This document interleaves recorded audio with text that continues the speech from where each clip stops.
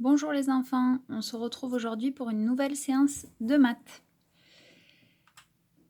Alors, en activité ritualisée, on va essayer de trouver l'ordre de grandeur du résultat de deux opérations. La première, 29 plus 37. L'objectif n'est pas forcément de trouver le résultat, de calculer vraiment l'addition, mais plutôt d'essayer de réfléchir à quel pourrait être le résultat le plus probable. Alors, pour cela, je vous laisse un petit peu réfléchir, bien sûr. Vous pouvez mettre pause à la vidéo et ensuite, on voit ensemble ce que l'on aurait pu faire. On y va. Alors, déjà, on sait, comme on a vu avant les vacances, que pour additionner, il faut additionner les nombres des unités et les nombres des dizaines. Alors, on a comme proposition 66, 28 ou 100 pour 29 plus 37, le résultat. Alors, on y va.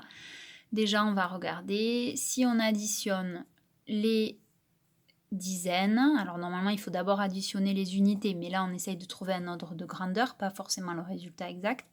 On a 3 plus 2. 3 plus 2, ça fait 5 dizaines. Donc, 5 dizaines, on regarde quel est le nombre qui se rapproche le plus. 28, est-ce que ça peut être celui-là? Non, puisque c'est moins. Et là, on a 100. 100, c'est 10 dizaines. Là, on a 5 dizaines. Donc, probablement que c'est plutôt le A. On va quand même vérifier que ça ne peut pas être 100. Il faut toujours vérifier quand même toutes les solutions. A priori, c'est plutôt 66. Pour cela, on va additionner les deux unités, 7 plus 9. On se rappelle les compléments à 10. 7, c'est 1 plus 6. 1 plus 9, ça fait 10. 10 plus 6, ça fait 16.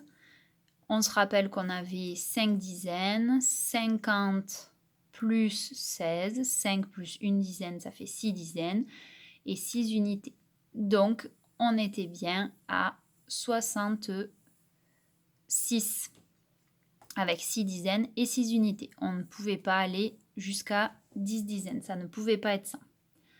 On fait la même chose, mais attention maintenant avec une soustraction. Ne vous trompez pas les enfants. On est bien à 39 moins 27. Donc on va enlever là aussi 3 propositions. 25, 38 ou 12. Attention, là ce n'est pas le même calcul. Je vous laisse réfléchir. Vous pouvez mettre pause et on reprend ensemble. Alors on y va. Si on enlève les dizaines, 3 moins 2 dizaines, 3 moins 2 dizaines, ça fait 1. Donc ça ne peut pas être 25. Ça ne peut pas être 38. 38, c'est juste après 39, ça aurait été 39 moins 1. C'est très certainement 12. On va vérifier jusqu'au bout. 9 moins 7, ça fait bien 2. Donc on a bien 39 moins 27 est égal à 12. On continue un peu de calcul mental. On y va, soustraction rapide. 7 moins 2, 5 moins 3, 9 moins 1, 8 moins 3. Ça doit aller vite et je ne veux pas vous voir compter sur les doigts. Maintenant, on revoit quelque chose que nous avons vu avant les vacances. Les presque doubles, comment calculer facilement.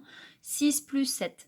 Là aussi, je ne veux voir personne qui calcule sur les doigts. Essayez de trouver les autres stratégies que nous avons vues ensemble avant les vacances.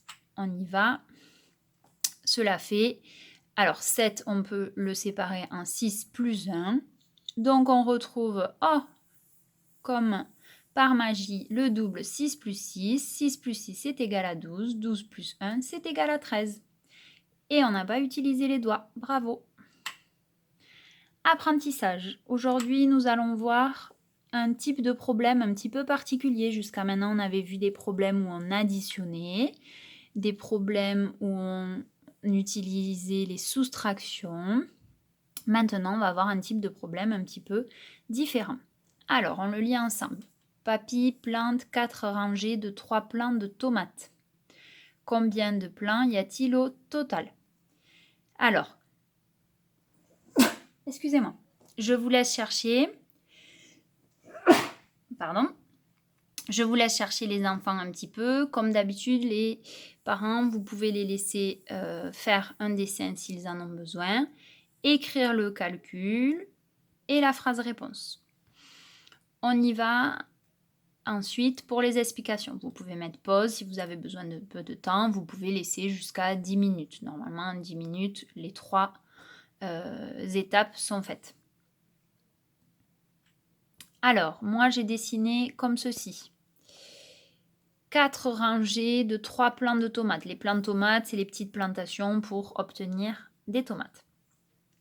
Alors, 4 rangées, je les ai dessinées ici. J'ai choisi de représenter les plants de tomates par des petits ronds.